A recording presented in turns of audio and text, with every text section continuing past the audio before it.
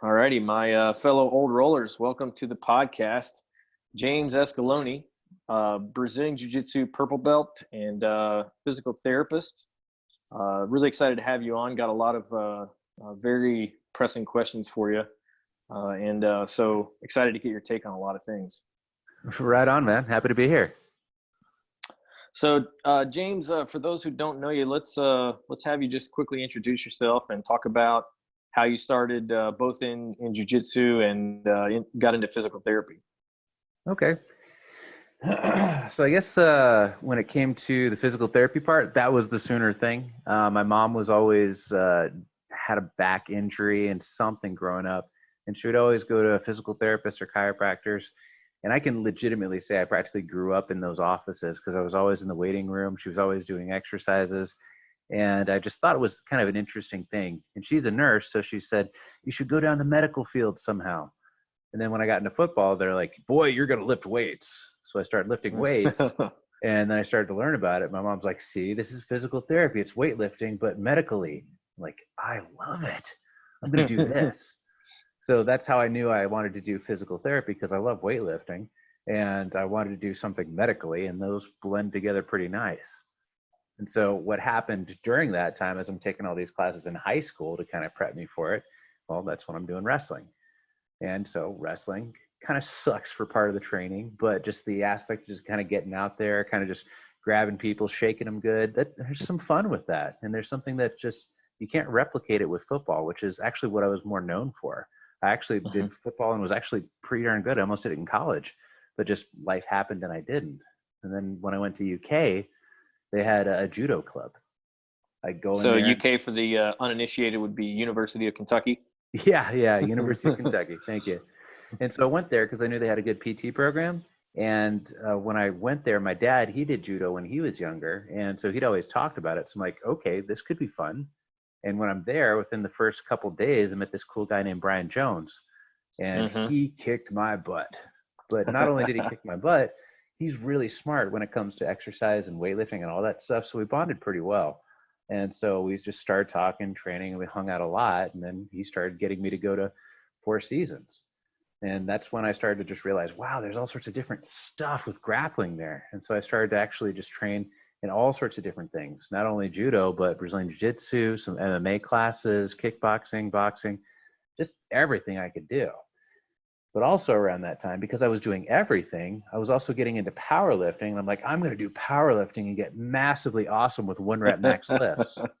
And that's around the time I started getting injured, because I was just basically kind of like throwing everything into the recipe box and hoping something came out. And well, injuries came out, bunches of them. Even at that young age, there was still a limit to your recovery without, some sort of what we'll say illegal help. Yeah. And it still surprises me today, like thinking back on what I would do and how I just get up the next day like nothing and train like balls to the wall. Like just I'd work out, like have like just the heaviest squat session, then the next morning not feel stiff at all. Like morning session over at Four Seasons, back when they had the mats that were like these little tatami mats practically, and we're throwing each other on them, beating each other up. So like, this is Four Seasons Mixed Martial Arts, correct? Yeah. Back when it was back in the Buckhorn, a lot of those guys that started at like white belts are like black belts right now and have their own gyms. It's pretty cool to see. Seals, he's a good friend that you already interviewed. He was there around that same time too. He just stuck with it and is much better than me right now. So much better than me. And I appreciate him. He's kind of decent, I guess, if we have to. Oh yeah. It's cool stuff. Yeah, but around that time, that's when I just kind of put everything together so that I started to appreciate that if I'm going to be able to take care of my body and do the things that I want to do, I've got to be probably a little bit smarter about it. And I have to take some of my studies and kind of apply it to my hobbies, because if I don't do those two things, then why am I even bothering putting this together? Yeah, that makes sense. What you're talking about sounds to me like you had to be more deliberate in your choices. You couldn't just throw the paint at the wall and see what stuck. You had to make choices and decide what were your priorities and then work to support them. And that's kind of hard because I've got some ADD. And the second somebody would have some like cool new workout or something like, hey, we're going to do these like old like Japanese judo workouts where you're choking each other as you're running. And I'm like, cool, let's do it. Yeah, like running with like each other's like for laps back to back, and then you take like your belt and put it around somebody's neck, and then like put you up on your shoulders, then run down the hall, and then you just trade back and forth with that. Yeah. I don't even know where to go with that. That sounds so bizarre. I bet you guys got a lot of strange looks running up and down the hall like that. Oh yeah, it was cool. Yeah, but it's just kind of at that point it was just normal. I didn't think about it, so I'm like, oh, okay, this is just what we do. Yeah. You all are not hardcore enough. Yeah, you're making fun of me, but you're missing out. I get it. Yeah, pretty much. Yeah, that's how I rolled. So, when we talked about that, it kind of made me wonder, what you're describing are a whole lot of, we'll say, physically demanding hobbies. You had judo, you had wrestling, you had kickboxing, you had powerlifting, you had like this sort of beginnings of getting some injuries. What from that time period did you kind of learn about balancing your training between strength and conditioning and skill development? I started around that time, probably, I don't know, I was getting like 24, 25 when I started to notice that I was starting to get less improvement with my weightlifting and trying to do everything and shove it together to the point where I was hurting, and that had never happened before. And so I had to take a step back and start to really consider, like, maybe I can't do a 1 rep max lift on like 10 o'clock on like a Saturday night, go out drinking, like, and then try to roll at 8 o'clock the next morning. Maybe that's not going to work. Which I'd never had to think about that before, because I've told my daughter this many times. She's 15 and she was just training with me. She's a great wrestler. I told her, guys are stupid, and they start to get less stupid the older they get. Usually around 30, it starts to help. And that's when I was like 25, 26. That's when I'm starting to think, maybe I need to change my practices along those times. And so, yeah. How did that evolution start to look when you went from this sort of powerlifting PR chaser, along with doing multiple martial arts, to a more streamlined and we'll say goal specific training protocol? Well, fortunately, I had some good friends who were kind of like-minded training in these ways. And a lot of people ended up just understanding a little more about training balance. And we were also involved in the Kentucky Strength and Conditioning Association. So there'd be meetings, and we just talk shop and stuff like periodizing things, like trying to have a balance in sports skill with strength skill. And you don't have to be trying to be a power lifter while trying to actually train for something like wrestling.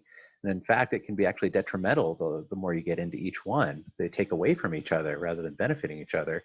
And that's where the balance has to be made. And that's where that started to develop itself. And those elements just, it was just like a light bulb moment for me. I didn't understand what I was starting to understand, but I knew there was something to it, and it has evolved considerably since that point. Yeah, that's, I definitely, in my own training, have had, some sort of light bulb moments like that too. Maybe not to the same degree, only because I started, much later than you did. But something that we kind of touched on was the idea that the powerlifting, can take away from the grappling, and the grappling can kind of take away from the powerlifting. I assume that the reasons for that is because powerlifting is almost exclusively anti-rotational, and grappling is very rotational, and the two, they can kind of get in one another's way. That's definitely one major element. You want to create some sort of certain degree of force production and stiffness throughout your entire body to have like 400 pounds on your back to be able to survive that. And that stiffness, the stiffer you get, the easier it is for your body to maintain that and have like a spring effect in a singular direction. Now, having some degree of stiffness and force production is essential with Brazilian Jiu-Jitsu too, especially being able to like hit like a fast arm bar, like a rapid Kimura or something like that. You want to explode on that. But the angles are considerably different, and you're limited in the angles with powerlifting. And the stiffer you get in those angles, I was actually explaining this to somebody earlier today. the more you use a joint pathway and the better you get it going this way exclusively, you start to get a little bit, I don't know, off. You're not as efficient at going in some of these other pathways, some of these other angles. So it's kind of like people who are just massively good at a bench press, and then you try to teach them to hit a heavy bag. It's not going to work. Just because you bench press 400 pounds, yeah, it'll hurt if you hit me, but it's different for like who's like a lightweight good puncher. Their whole body kind of can like launch that out. Just different pathways, different needs of the body.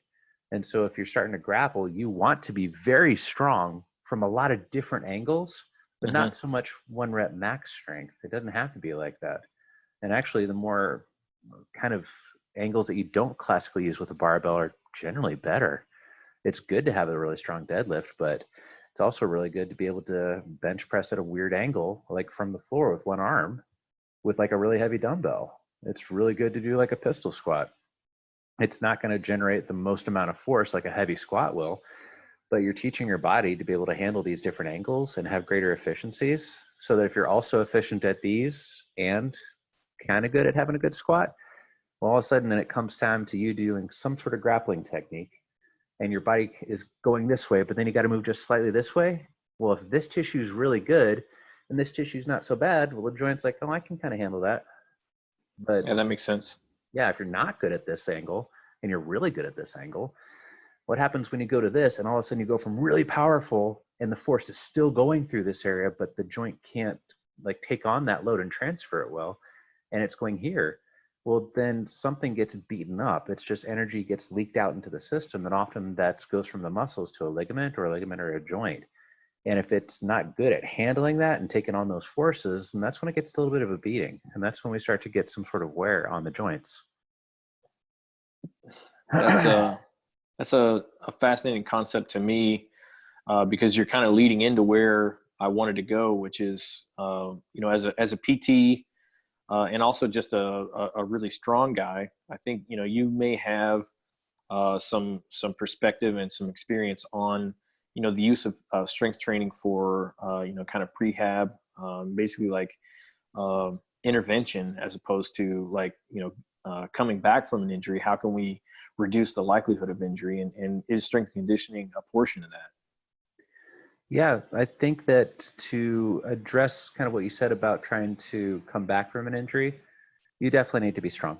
And one of the best ways to think about it is the demands of the body need to be here for the sport you're doing. Even if it's just life, just trying to get up and move around the house, you've got certain physical demands on your body. And what you do to prepare for those demands makes it so your body can handle that and handle it well, and then recover from it well. So if you prepare your body to be able to handle like lying on your back and then bridging up hard on your neck and twisting your arm while grabbing here and kind of twisting through your stomach really hard, and that's what's required like from some sort of jiu-jitsu position, if you've got the abilities to be able to train to that level, it doesn't have to be the exact same thing, but something of that quality, you're going to be fine. And that's going to help you prepare for your body so it can handle those loads. And it'll decrease the likelihood of injury because your body has already been exposed to that and it can handle this movement variation. Now, if somebody's injured, then coming back from that, the training is absolutely essential, because what you would do is you just do some basic stuff and then just see, okay, what happens if, okay, my shoulder hurts. Can I do a push-up? Does it hurt? No. Okay, that's good. I could probably handle that. What if I try to do a bench press? Oh, that's not so bad. What if I try to bench press 225 pounds? Oh, okay, that hurts over there. Okay, what's the difference? Okay, well, let's see what happens if I try to do 185. Okay, it doesn't hurt until number 9 or 10. Well, we're just seeing what the capacity of that joint, that tissue is, and it gives you ideas like, okay, well, I can start to build this up. I can start to temper the tissue like a blacksmith with an iron. I've beat on it for a while, it's tougher and tougher. And I'm actually giving a lecture this weekend about the same thing. If you're going to try to get your body stronger, if you're trying to recover a tendon from an injury, you need to expose it to these loads again and again and again and again, so that it can actually be tougher, handle those things. And then you can expose it to it in life or in jiu-jitsu. Then it should not overreact so much by having a pain or injury. And what you're describing there, it very closely models to the process of trying to improve in your grappling in a particular position or a particular sequence, you have to first, figure out, can I do this physical movement? Is this something that I can physically do? Then second, can I do it with a non-resisting opponent? Then we effectively, kind of pressure test it. Like, can I do it with a really small, inexperienced white belt, and will it be successful there? Now, will it be successful with a slightly bigger white belt? And then we move up through the blue belts and then the purples and all the way up through, and each time we get closer and closer to what the max capacity of our ability or understanding within it is. But simultaneously we're building it. So maybe we start missing when we get up to, purple belts our size. But if we practice that a few more times on blue belts our size, all of a sudden it starts working on purple belts our size again. Yeah, you're exposing the weakness as you elevate the conditions of challenge. So yeah, that's exactly it. And that's really essential, not only in weightlifting, but in jiu-jitsu as well, because if you try to do a squat and you're starting to get weak, what do? You break down the movement of like, okay, what's a squat? It's my hip, it's my knee, it's my ankle, and my back. Well, okay, let me see if I can do some calf raises on one leg. Oh, I can do 20 on this one with this weight. I can do 3 on this side. Oh, that could be a limiting factor in my squat. And it could be a result of how I got injured and why my ankle feels funky all the time over there. Same thing with jiu-jitsu. It's the same thing. You break it down. Are you not swiveling your hips? Take a step back and do a lot of, just shrimping or snaking. I forget what's even called anymore. Just like on the side. It's just the thing that I do that makes my abs feel awesome. Just that. Are you really good at one side and not the other? Okay, well, that's maybe why you can't swivel on that arm bar very well. Stuff like that. Yeah, so you're even breaking down, the sort of fundamental movements of grappling, and then using the skill that you developed as a strength trainer to learn to grow as a grappler, as well as kind of adapting one skill set to another. Yeah, because if you're just conceptually looking at it like you're just breaking down movement to try to make it more complex, whether complex is by adding more weight or complex is by adding different movements of your body for a jiu-jitsu move, it's the same concept. You just have to take it and study it. You have to take the time and learn in the lab, which is either under the iron or basically on the mat. And then you learn from your mistakes, you learn from your successes, and especially think about the mistakes. That's the spot where you start to move forward more. And I really wish I was this cerebral about it when I was younger, taking on jiu-jitsu. I think I was just athletic enough and I was good enough at breaking down simple movements that I could just kind of roll and be okay. And so that's why I was an okay purple belt. But Mike O'Donnell was the main guy in charge when I was rolling the most. And he was still kind of like, yeah, you're not at brown belt level. I'm like, but dude, check this. I can do this. I'm rolling with this people. But I just didn't know what I was doing as well. I was just good at rolling. And I needed to know stuff better. And so now that I'm older, I realize that my recovery capacity is so much different. I have to take a step back and be cerebral about it and ask a lot of questions, just drill. I mean, you've noticed it the past couple of times we've rolled, it's just like, I just need to go slow. I'm rusty. Right. And I definitely, I haven't rolled with you a ton, but you find a pretty good balance, I think, in my experience between, being, kind of like an athletic role, but also a cerebral one, just depending upon what you feel like your needs are for that day. Like, are you trying to work up more of a sweat? Then you're going to, turn it on a little bit more and be a little bit more loose. And then if you're working within a particular position or something, then I'll kind of notice you moving at like 40 or 50% speed, and just really trying to get that groove. And that's something, just like you said, from the strength training background, you kind of take the skills that you develop in one domain and then try to figure out how you can reapply them in another. And just like you said, being young, sure, of course you're going to, just horse stuff around and be athletic. I mean, that's being effective is what we all want. But the point of the Old Rollers podcast is to try and find ways to be maximally effective for the longest amount of time. And over time, the body does change. We have to acknowledge that. So we have to find ways, I think that there are ways to slow down the physiological processes of aging a little bit. Obviously you can't stop them, but you can change the timing of them. And then in terms of our technique, we've talked a little bit about injury prevention. It's obvious that staying on the mat is better for skill development than not being on the mat because you're injured. And then, when it comes to being effective later on, I think skill is always skill. So I don't yet have, an opinion to offer about how to gain it, but I've talked to a lot of, really intelligent people, and I would say black belt level, minds about that. And they all seem to emphasize the concept of skill acquisition over effectiveness for a while. So it's better to gain skill and be ineffective in the beginning than it is to be effective in the beginning, because you can almost be seduced by that. And, like the big, kind of the joke, like the big guy with the Americana, you start being able to submit a lot of people with that. And that becomes a little bit like a drug, like we all want to be good at this stuff.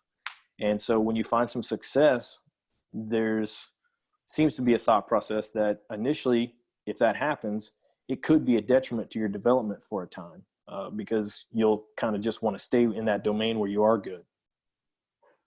I definitely do that myself. If I'm rolling with somebody and nothing's working, because I coach wrestling now and I'm just so much in wrestling, I just try to pin them and just try to do something from there.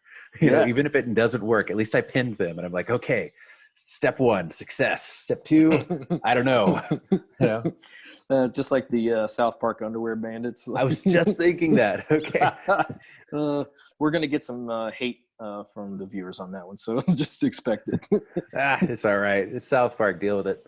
In a previous podcast, we brought up Star Wars and Star Trek, so I know I'm going to get some hate for that one too. It's one or the other, damn it. Yeah, I'm all about both, so I'm going to get hate from both sides. I've seen every Next Generation episode multiple times, so yeah. Oh, here we go. Both, yeah. I shouldn't have brought it up. So the next kind of question, when we're talking about the balance between strength and conditioning and skill acquisition, or our training, both jiu-jitsu or grappling, whatever sport that you do, and strength and conditioning have a recovery requirement, and they both pull from the same resources. So how do you personally, and then how would you recommend someone balance the recovery debt, we'll say, between the two for what we might call optimized training, if that term could be applied? I've found that there's a bunch of little concepts. If you're starting to ramp up your heavier strength training, you probably need to ramp down some of your intensive rolling with the jiu-jitsu, maybe just kind of a little bit more flow grappling with a trusted grappling partner. That they're not going to go crazy. Maybe just do drills just in positions that you're not used to, because at least you can control that. Because if you're doing heavier weight training, sometimes you can't control what that weight did, and you might feel a little weird. Like I just came back from squatting pretty heavy, and the side of my right knee feels a little bit funky. I couldn't control it, even with my best effort. And so if I was going to roll tomorrow morning, I'd think, okay, well, I just need to make sure I warm up a little bit more, but I probably need to just kind of take it a little bit easier, not go too crazy with the heavier rolling, and maybe just not do too many like knee funky things. That'll put it in a weird position until I give myself enough time to recover. And that could be with a really heavy weightlifting session. Sometimes those can take up to 5 days, especially if you're going like multiple hundreds of pounds on your back. You need to give your body about 5 days of fully recovery. And so it doesn't mean you can't train. You just have to selectively train. So that's one element. So when we talk about intensity, like if we were talking a full-on competition prep roll, that would be pretty close to peak intensity. Like competing would be the peak. And then like to back it down, you might have, going from that to, more of a recreational role where it's, kind of friendly, and you're not trying to just get after each other 100%. And then backing down from that, maybe like position sparring, you're still kind of going 100%, but it's in a position where maybe you're not as good. And so, you're your total ability is lower. So you're kind of handicapping yourself to keep from going into that kind of, like ballistic potentiation, if you will. And then down below that would be, like drilling, or just solo drilling with a partner, or solo drilling, just for some skill acquisition, but not trying to test your recovery at all with it. I think that's a good progression or regression. So I would almost consider like the lower levels like active recovery for the lifting, if that makes sense. Yeah, those you could actually do on the same day. Do your heavy weightlifting in the morning, and then in the evening, then you could do some just basic drilling. And that's actually supported to some degree in the literature, that if you do your heavy weightlifting in the morning and then more of your larger degrees of cardio at night, there seems to be less injuries. But that's in a military population. Which we all are. I mean, oh yeah, hardcore. Yeah. Yeah, 100%. I think So other elements of the recovery part, just paying attention to the warm-ups. And so I think that that Michael Seals, the warm-ups that he does for the classes that we both go to, he's got some great warm-ups that expose every joint to different movements. You can use that as your own kind of baseline, so that if you've done some training of any kind, your shoulder just feels a little funky. If you're doing a warm-up and you don't have the range of motion that you normally do, your body's trying to tell you something. So what you may need to do is you need to warm that up even more until it gets back to the other side, because it's in a kind of compromised state. But a lot of times with most basic minor tweaks, as long as you get that motion and feel for the joint to move like the other side, it should be okay. But if it's not, then that's identifying something at a pre-injury state, and you might have to just really take it easy that day and then spend a little more time trying to figure out what's going on. And sometimes just mild gym work can be helpful for that, to get it back where it needs to again. Sure. Just like we were talking about, between mobility and the warm up, and then, also either solo drilling or light drilling with a partner, just kind of building a movement pattern for later use. I don't think you're going to be at a tremendous amount of risk, doing that, because there's very little resistance. And so, you're still gaining, you're still, skill acquiring, so to speak. But you're not asking so much of the recovery that it takes away from, the recovery from the lifting or whatever tweak you may have or whatever. Yep. And another thing that's helped me is, I think, also maturity and understanding why I get injured when I'm injured. My most recent injury was kind of a minor one, but it was still kind of notable because I've never had it before. I was rolling with somebody who was pretty good, and I had him in kind of a whizzer position, and then I kind of leaned him forward so they could put their hand down, and I meant to then reach underneath them, try to pull them, but my legs were locked on them, and I had to twist through my trunk in a weird way, and I had a rib strain, like a bad one. It took about 6 weeks to recover, and I had to think to myself, why in the hell did this happen? I do all sorts of ab work, but the thing was, I don't do the ab work in that range. And I was suddenly exposing it to that range when normally I would be twisting a little bit through my back, but because my legs were locked around the guy, I was twisting through the trunk. So now I've added it at least once a week. I'm doing full range of motion rest and twists with a deep breath, so I can actually expose my body to that, so that the next time I need to go there, that won't happen again. So that was just an example of, if you get injured and it's not requiring major surgery or anything like that, and you're taking the time off, really start to think about, why did that movement cause an injury? Am I not strong there? And generally, especially with grappling, for just kind of things that just kind of happen, not a traumatic thing like somebody fell into your knee, but just like you just reached over here and it's oh, ooh, or you just turned your neck a little bit, you're probably not very strong there, and you need to take some time and develop that so it gets a little bit better. Yeah, I think you make a really solid point about and this is something that a previous person that we interviewed, a PT and a pretty prominent grappler, had talked about, is that being in those end ranges of motion, there's almost an exponential increase in the risk of injury at the end range versus in what we might call, the kind of sweet zone, somewhere between 0 and 70%. And you kind of found yourself incidentally in an end range, in a place where you weren't tremendously strong, and also trying to be strong because you were trying to whizzer your opponent down a little bit. Yeah. I'm oh, wow. And it was whizzer this way, grab the leg this way, grab the arm this way. Ah, what was that? All right, time. They see he was nice. Like, dude, you okay? He's looking at me like, what just happened? But yeah, that's also like where we train. It's got good people there. Yeah, you mentioned something that that I think has also found itself through this, the interviews that I've done, is that culture is a big element, not just in the skill development of all the people on the mat, but also injury prevention. If everyone is looking out for one another, then there's going to be little tweaks and things like that just because you're moving hard. But there's not going to be cases where people are trying to rip your arm off or take your leg home or something like that.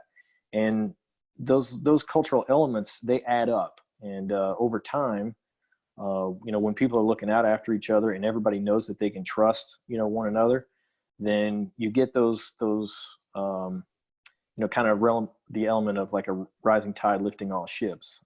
Everyone is striving, but also trying to help one another. And everyone seems to get better faster and have a deeper understanding, more quickly. That is a fantastic thing. And that's why it's good for anybody listening to that, when they can find some sort of gym that's like that. Oh, that's a nice little diamond in the rough, because sometimes you'll go some places and the people are only there just to try to take off your head. And so, yeah, and that's another element that we've talked about, especially culturally within jiu-jitsu in the past. And I think kind of like what we were talking about when you started, the culture was a little bit more rough and tumble because there were a large group of people who felt that they could they wanted to beat jiu-jitsu, so to speak. And so there were a lot of challenge matches, and it was just like kind of the Wild West. And the proliferation of the internet has sort of informed the general public about the power of the art. And so there's a lot less times where people come in just want to say I can beat everybody's ass in here. They come in and they walk through the door because they want to learn the skill of the art. Mm-hmm. Yeah, there were every once in a while there were a couple challenges going down, and just rough people. They just show up one morning during like the MMA classes, and you're like, who's this guy? I don't know. I've never seen him before. He goes in there, they're like, at everybody, and you just never see him again after they get their butt handed to them. It's like, okay, Yeah. that was rough. And I could handle that when I was 19, 20, but not anymore. I'm like, dude, I'm just not going to train with you. Right. Yeah. Yeah. That's, you make a really solid point too. That's been brought up a lot about picking your roles as we age. Like hopefully if we've been on the mat for a time, and it doesn't take all that long, you start to sense someone's intentions. And if you sense that someone's intentions are, to try and take advantage of you or prove something to you, then they're not being supportive of your training. They're just trying to train at your expense. And that's not worth your time. Like that's a role that's you would most of the time be better off saying, I'm not going to take this round. I'll just sit it out. Yeah.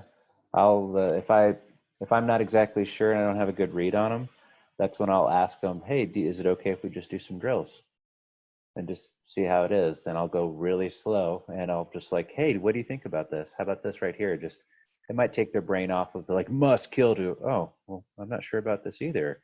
Or let's do this a little bit here. Let's do this a little bit here. And it might be a little bit of a mindset change so that, maybe just nobody's had that conversation with them. Like, dude, this is learning time, not just like kill time. That guy really can kill him, I even think that the question that you just brought up, is it okay if we drill something, could be, sort of a viable litmus test. If you don't have a read on someone, if they're willing to say yes to that, then there's a good chance that their and your skill development is something that they're willing to prioritize in, the 3, 5, or 10 minutes, however long, that role is between buzzers, versus if they're like, no way, man, I'm here to kill. Well, then, that should have told you what, all you needed to know. Oh yeah. And I still try to I'll sometimes find those who are kind of in between. And one of my favorite drills that I still like to do is like a no arms guard pass drill, because it allows them to go crazy, but it just puts my legs in weird positions so they can still get their crazy out. Then I'll just know for future reference. just they're not ready to achieve that level of enlightenment yet. Nice. Mm. The Matt Buddha. Yeah. Right on. Well, kind of to shift gears a little bit, because we have, you know, your expertise as a physical therapist, and also you do what we grapplers do. You know, as a working professional, that the old rollers have a tendency, by way of, you know, having had some responsibilities and, you know, some life experience, they're limited on time. There's a change between being 18 and doing judo and wrestling and those weird running down the hall, you know, while being choked things. You know, to then, you know, moving on into having a career, having a family, you know, having things that are compressing your time. And so kind of what I wanted to ask you, like, if we have we'll call it a time compressed individual, someone with some responsibilities, and let's say they have, we'll break it down into, say, 10 minutes a day or 30 minutes a day and 60 minutes a day. Between those three time spans, what would you recommend to them from a strength and conditioning or drilling? It could be whatever you think is going to be best for them, you know, for their development, to keep them on the mat and also to get the most out of their time on the mat. Okay. Well, if it's, we're talking about during that 10, 30, or 60, that is a time frame of doing some sort of strength and conditioning. It could be strength and conditioning if you think, you know, doing solo drills or things like the you know, the jiu-jitsu warm-ups, you know, anything that you think, basically, like, we're trying to get your take on the maximal amount of gain for the, you know, an individual practitioner, whenever they're not on the mat, that would then help them either A, stay on the mat longer, or B, be more effective in their time on the mat. Okay. So if they've got 3 days a week and they've got maybe 10 minutes, that's not a ton of time. So they need to make it so that they are using it very wisely, and having some sort of thing like a kettlebell or a dumbbell that's kind of a mid-weight is going to be a helpful thing for them to do. So And define mid-weight just for the uninitiated. so maybe about 25 to 40 pounds. Okay. And I wouldn't do too much heavier than that. And we're assuming that this person already has developed the skills in most basic movements, like a kettlebell swing, a pull-up, doing a squat with a kettlebell, doing various types of like presses with the kettlebell, something like a Turkish get-up or variations on the different movement parts of the Turkish get-up, even kettlebell arm bars. I like those within that time frame, because you're going to continue to teach your body to create some stiffness, expose your body to a lot of out of the ordinary movement, just directions. So those will kind of at least supplement what's going to happen, because those are the out of the ordinary movement directions you're going to get with jiu-jitsu. And it also is considering balance, speed, and power, and grasping something with creating stiffness at just the right time. And that's often found with those things. So choosing 1 to 3 drills that you can do in kind of a little circuits as a superset would probably be the best option for 10 minutes, and exhaust it and do a different set of 2 to 3 exercises every day. But you want to stick with those for a few months. You want to give your body the time to understand it and the tissue time to adapt. And then after that, you can, if it seems really easy, well, throw a little more weight on there. Or maybe there needs to be an advancement in that type of exercise. But you need to be able to just think about every single one of these things is moving a different direction.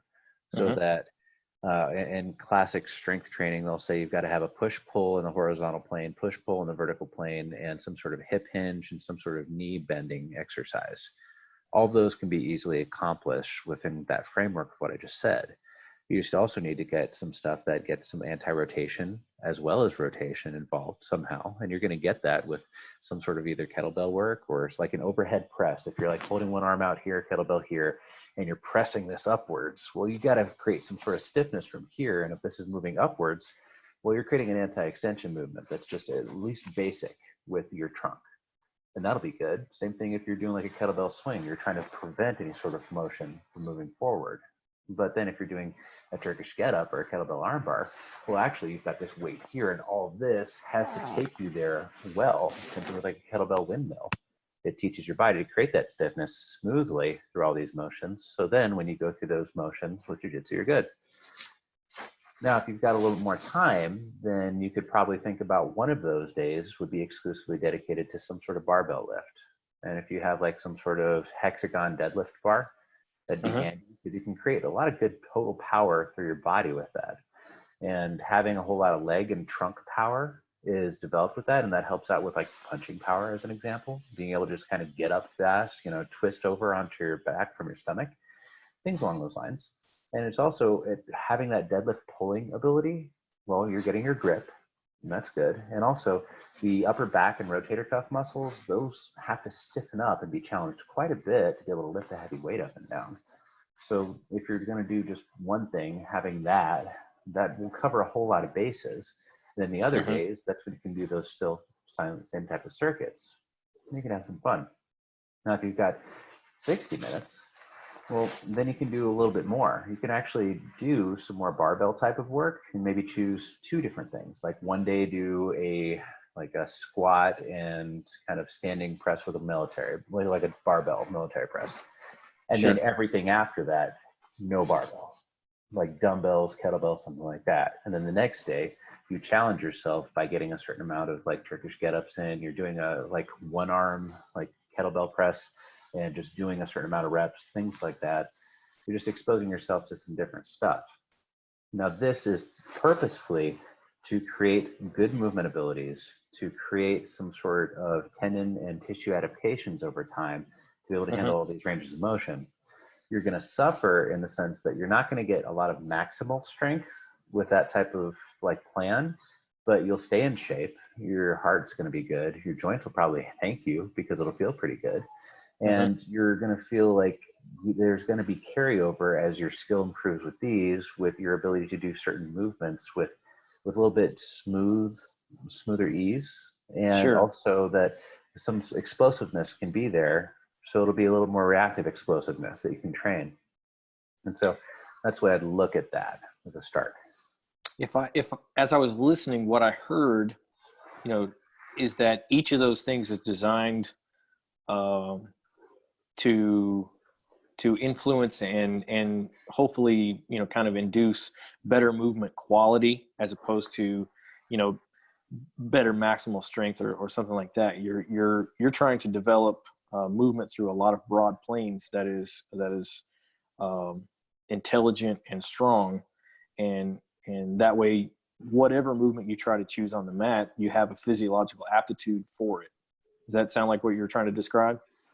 That's exactly it. Yeah. I mean, one of the things that I do for my wrestlers, I run the strength and conditioning program for not only our youth, but our middle school and high school. And so with that, I had to develop an athlete development program. And so for like 3 months, they're just trying to do push-ups. They're trying to do lunges. They're trying to do a pull-up. They're trying to do cartwheels. They're trying to do bear crawls. They're trying to do crab walks. They're trying to do single leg jumps. Why can't adults retrain those qualities to be athletes? And so the kids need to be exposed to it so that later on, as they get stronger, these different movement qualities can be cemented in place. And so we're assuming as adults that most of these are there, but they may be a little rusty. So if they're a little bit rusty, then you expose them to it again, because you already spent most of your youth climbing trees and doing all this other stuff that unfortunately our kids are being deprived of. And we're going to be okay by just starting over again and just easing into it. However, our kids, we're going to be a little bit more challenged because, kids just don't climb trees anymore. They don't ride bikes as much anymore. And so now when they're getting exposed to this stuff, it's going to be for the first time. There's going to be a steeper learning curve. And hopefully they don't go gung-ho when they're older and be like, oh, I'm going to lift 500 pounds. Yeah, I'm broken. Problems happen. Yeah, testosterone's a hell of a drug, huh? Oh my gosh, yes. My hair remembers that back in the day. Yeah, hashtag me too. So kind of going along with it, I guess that moves us on to one of the next things that I wanted to talk about is that there are some physiological changes as we age, and that has to happen. I am not convinced that they are as dramatic that as most in, we'll say untrained society might think. But I also think that, they are real. Some maybe we can train to slow down those processes. Others we're going to have to accommodate. Maybe they won't train. There's no way to train them away. So I kind of wanted to get your take on, athletic performance and training through the different decades, moving from 30 to 40 to 50 and on to 60, and what changes need to be, an athlete, be they competitive or a hobbyist, would need to make in order to stay healthy and stay on the mat and be maximally effective. Okay. It's some general things. Try to get at the age of 30 the best diet down as possible. And so that's a controversial statement, because what is the best diet? And I've found that just consistently, if you just ate like your great grandparents, then that's a fantastic start. And actually, I had to give a lecture to a middle school about diet at one point, because I was a parent, they just brought me in, and that question kept on coming up. So the big rules were that I told the kids that were there, were like, okay, just eat a lot of vegetables, eat probably a pound of vegetables a day. Make sure you get lean, like meats, proteins of some sort, just every single day. And then after that, you can consume your carbohydrates and try to make it so it's like not candy, not stuff that was in a box, and you'll be okay. And for most people, if they just do that, that's considerably different from what they were doing. And so that's a great start. Now, how that's helpful is, one, that's going to be creating patterns for the rest of your life, so that you I know that as I'm getting older, I'm less and less binge eating on Reese's cups. Like I can actually push myself away. Those bastards. It's so freaking dangerous, man. Like the 1 pound like Reese's cups that you can get at the gas stations. Oh yeah. I can finish those in one sitting, 2,000 calories, and I have lunch later that day without a problem. Oh man, if I tried to do that, I would be so high from the sugar that my eyes would start to twitch. But I'm not saying that's a bad thing. You run out on the mat like, let's go, guys! Yeah, double legs. I'll take y'all on. It'll be great. Just having that habit, it stops that from happening as much. You have less of a taste for it. And how that's good even further is that controls your blood sugar. Now, having changes in blood sugar as we get older, that seems to happen even for people who exercise a lot. Now, in a sense of how it affects with training, is that the more elevated your blood sugar is over time, it can cause issues with your tendons and excessive amounts of stiffness and thickening of tendons over time. You want the tendons to be stiff at just the right times, but also have a certain degree of elasticity. That's not going to happen if you're constantly bathed in this environment of sugar. That happens if you're a diabetic. And so the more that you can keep that diet where it needs to be, and especially by having less of these spikes in your blood sugar over time, keep that down with consistent exercise and good diet, well, now your tendons are going to be better. Additionally, if we're trying to control inflammation, because inflammation can cause a host of issues in your body, you would want it so that you're having, again, more vegetables, you're having good quality proteins in there, potentially more fish. And generally, you're not going to get enough fish oil from fish just from the regular diet. It's pretty massive, the amount of EPA and DHA that you're going to want from that. So supplementing with some fish oils is going to be good. Same thing with vitamin D. In fact, that's my only regular supplementation is vitamin D and fish oils, because I don't consider protein powder supplement. I consider it food, because it stops me from like raiding the leftovers, and there's more left around for the kids all the time. So that's going to make it so that that inflammation's less. And if you were to kind of tweak a joint and your body is primed for a lot of global inflammation, then you're going to have a more dramatic response. It'll be over responsive. And that'll take a little bit longer for it to calm down. And then most people are too busy to let it slow down, so they're going to do stuff. So it'll be inflamed. It'll calm down a little bit. Then you'll retweak it, and it's inflamed and inflamed and inflamed. And that becomes acute, like injury on top of like a chronic injury. And that's when you start to have degradation of tissue that sometimes you don't recover from. So controlling the diet early on is going to have all these positive effects later. Big time. Downstream. Yeah. Now, from the 50s, especially between late 40s, early 50s, that's when there's some more hormonal changes that start to develop. And one of the things that starts to happen, especially if you're female and you're grappling, is it is very much more common as we're getting closer towards menopause to tendons to have just random injury, especially at the hips. Kind of like that's like pointer bone on the side of your hip, the greater trochanter. The hip, the muscle, the tendons that attach there, those seem to be a little more reactive around that time period when there's hormonal changes. And so it's more pronounced in females because of menopause, but male menopause is a thing. It's just different. And that can affect the different tendons and joints for males as well.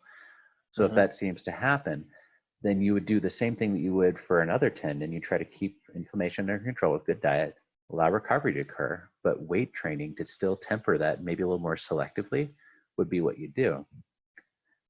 Now, when it comes to going 55, 60, that's when a very big notable thing is in our backs especially, we start to develop a lot more arthritis. The discs in our spine start to shrink down.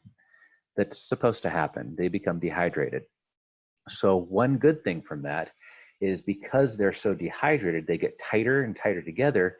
Going forward and backward, the joints are so stiff and they butt up against each other that the joints can actually take on the force of whatever you're moving back and forth actually a lot easier. And that's how you can see a lot of these videos of like 70-year-old guys deadlifting 500 pounds, because not only are the muscles taking on some of that, but the joints are actually taking up some of the force. So it's easier for them to move that way.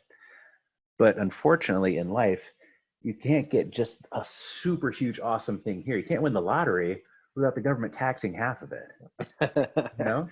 And so you have this basically like, I won the lottery. I can deadlift 500 pounds because I'm 60 now. Well, you gain this ability and efficiency at the sacrificing of this rotational ability. And so that's where most people will have a problem when they injure their backs. It's something that's involving a rotation. And so by improving competence in not only anti-rotation, but rotation as well in all those directions, that can help to balance for that compensation that goes on in the spine over time. And so the older you are, the more you have to respect that, and the more that needs to be trained, sometimes daily.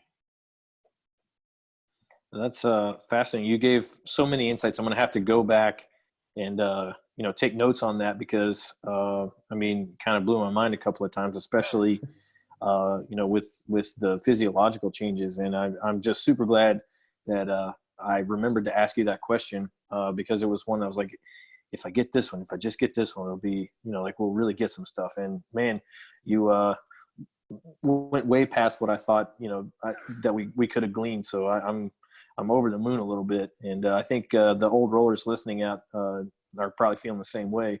Like we got to, sign in and get our PhDs from Dr. Escaloni.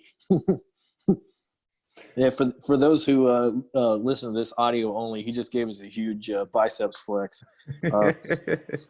You have puny biceps, brother. I'm kidding. I think if I was going to throw one more thing off of that last one, there is some developing research that's showing that if you have some sort of cartilage issues or tendon issues, that by supplementing with hydrolyzed collagen with some vitamin C about an hour before you do certain types of weightlifting that really start to like pull on that tendon, then that seems to have some very substantial and surprising improvement in recovery of tissue, to the point that one particular study came out, and normally if you have a degraded tendon, like the inside is pretty degraded for your whole life, it'll stay that way, but the outside, that's the reactive part that people like feel pain with, that part just seems to just calm down.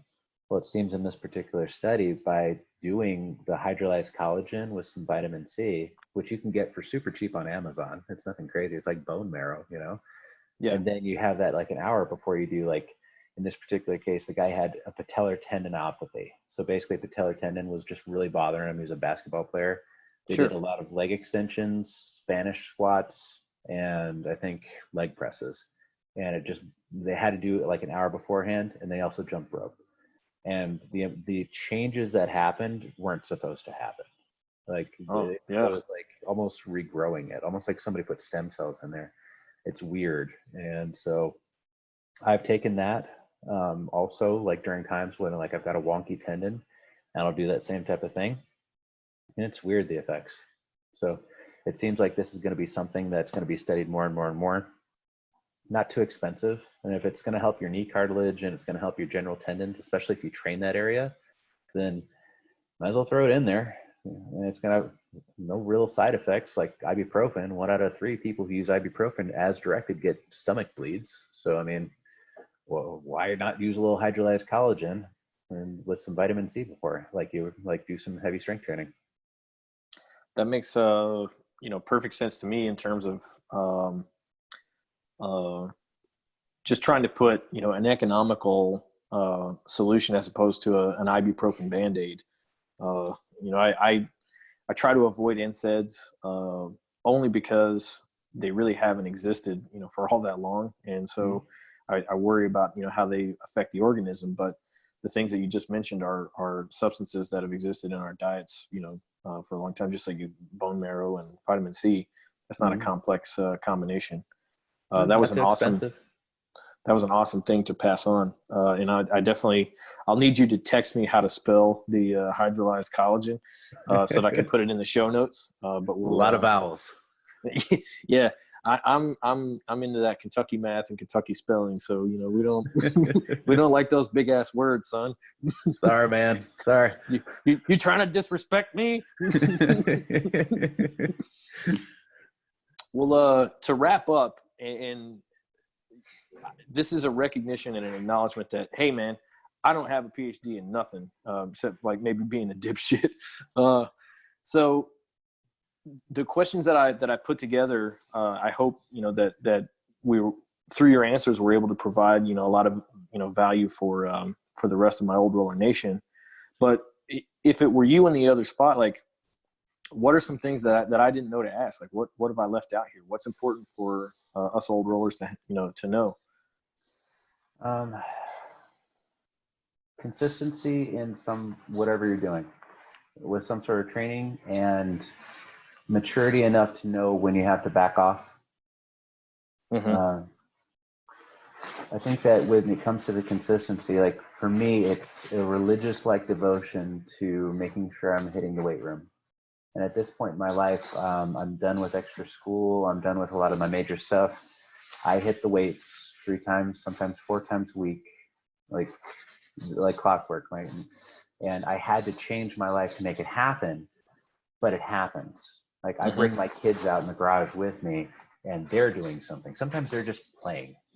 And it's because it allows me to actually combine things together, time with my family, do this, so that not only am I making it so that I am getting what I need to do to keep my body healthy, at the same time, I'm giving them the gift of understanding this consistency of exercise is a normal thing. And even though you may be considered as an abnormal kid as you're growing up because you're exercising all the time, considering that the movie WALL-E is not a kid's story, it's a horror story, about what's Yeah. going to happen to the human population. Yeah. I'm very happy if it's become weird, considering that's going to be the normal. So making that consistency to be the thing so that you're just finding the time and making the time towards the strength training, that consistency will carry over towards other things, because if you had that dogmatic consistency towards that, you'll be able to figure out how easy that was. And all of a sudden, attending 3 jiu-jitsu classes a week, well, that can't be that bad. And then you can plan your training around that. And then other things are easier, adhering to a diet. Just find something and stick to it. It sounds like you're also describing like building momentum. You rather than making a decision, okay, do I want to go to the gym and train today? It's Tuesday. Well, on Tuesdays I train. So it's not a decision anymore. It's a habit. I have to do it because I've already said Tuesdays I train. So when you say consistency, a lot of people want to say discipline. And I think discipline is maybe an unfair term because, I don't know a ton of people who can be disciplined to do things that they hate. But if you find something that you like and that is keeping you healthy, then you set down rules for yourself and you say, Tuesdays I train, or Thursdays whatever the days are, and so that it's no longer a decision. It's just a thing that you're going to do. Yeah. It takes almost like this moral question out of it with a discipline thing. And it's just what I do. Yeah, exactly. You make a great point there. Like it no longer becomes discipline. It's just like, well, that's what I'm doing. So Yeah. I like that. I think that's a great note to end on. I we'll go ahead and pause the recording and just can't thank you enough on the behalf of the Old Rollers for your insight and your time. And I think a whole lot of people, when they listen to this, are going to get a whole lot out of it. I know I did. Awesome, man. Thank you for having me on. I'm glad I could talk with you. Look forward to rolling with you again whenever all this craziness is done so it can all roll. Well, you can look forward to it. I've rolled with you enough to know that I don't look forward to it. We'll do some good drilling. All right. Well, if you have to crush me, you have to crush me. It's part of the game. Good drilling. That's it.